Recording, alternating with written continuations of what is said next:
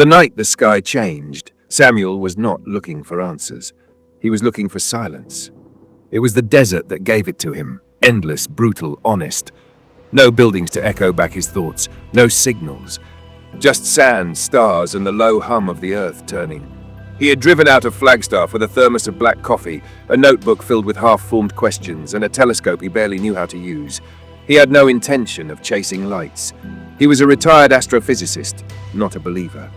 But belief, as he would soon learn, is not required when the sky begins to whisper. It was 2:13 a.m. when it happened. The stars, ancient and precise, held still, except one. It moved against the fixed geometry of the cosmos, fast, fluid, then stopped, a pause, then an impossible maneuver. A 90-degree turn at hypersonic speed, no deceleration, no arc. His coffee hit the sand. He stood, breath suspended in his chest, watching the object blink in and out. 3 flashes, equidistant, not blinking but pulsating. Then silence again. Not just around him, inside him.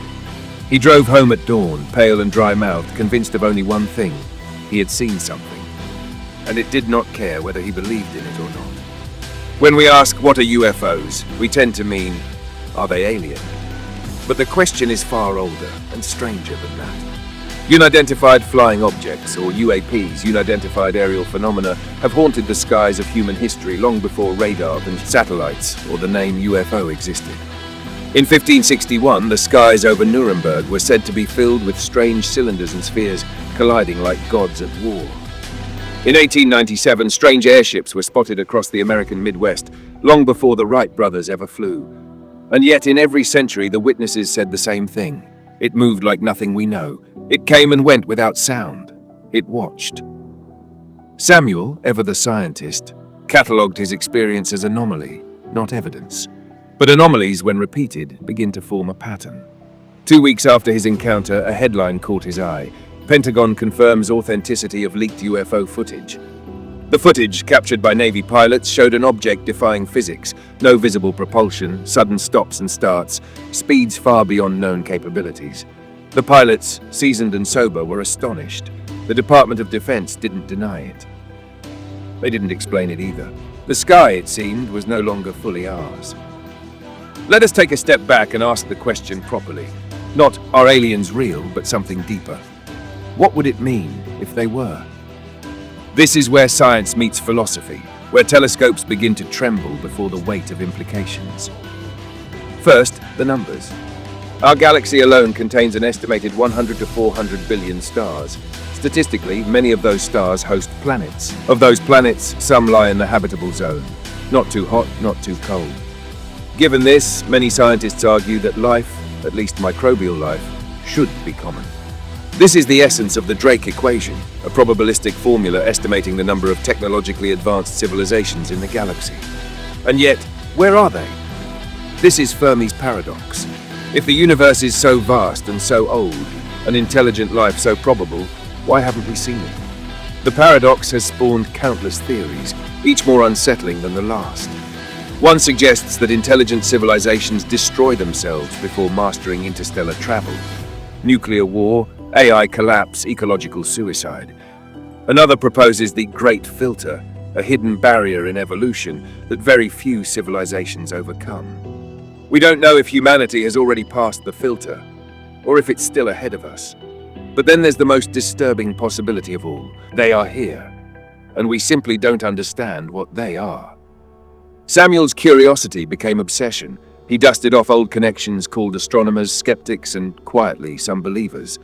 One man he spoke with, a former aerospace engineer, whispered something strange. They aren't machines, not in the way we think. What I saw, it was observing us the way you'd observe a petri dish. It wasn't here for contact, it was here for pattern recognition. That phrase haunted Samuel, pattern recognition. What if UFOs were not visiting us, but studying us?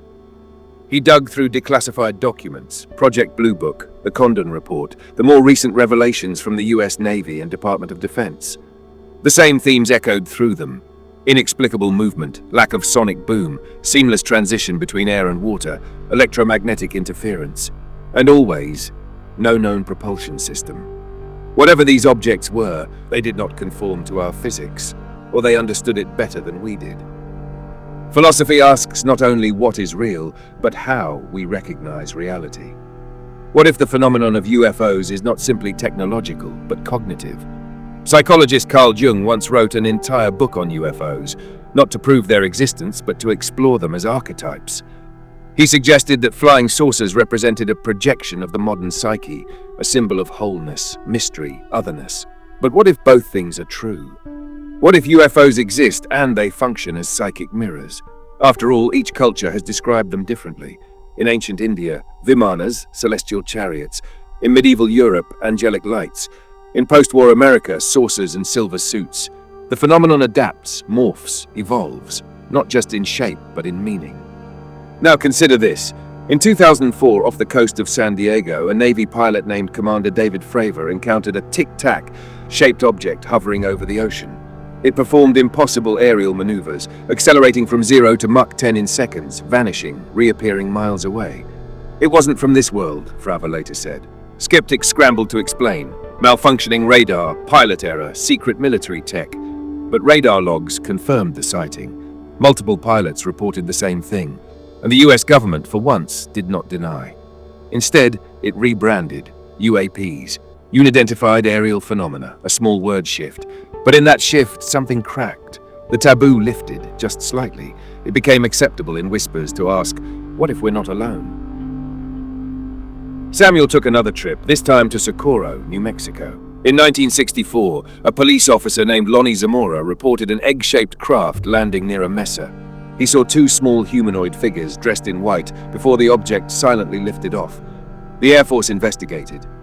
Project Blue Book classified it as unexplained. The site is barren now.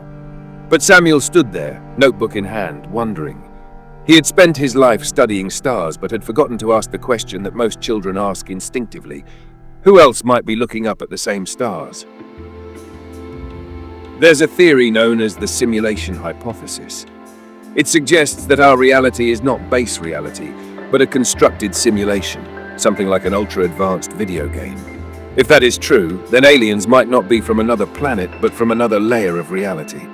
Programmers, observers, maintenance, and UFOs, debugging tools, admin windows, code glimpses breaking through the simulation's thin seams. Wild? Certainly. But then again, so is a machine turning at right angles at Mach 10 without a sound.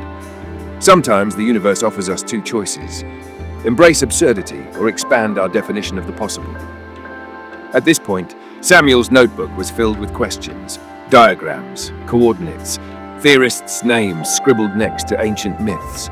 He remembered a story he once read as a child about a group of ants studying a highway. They could see the cars, feel the vibrations, but could never fathom the purpose. What if we are those ants?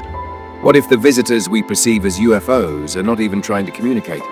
What if we are simply too primitive to interpret their signals? Or worse, what if we are the signals? To be continued.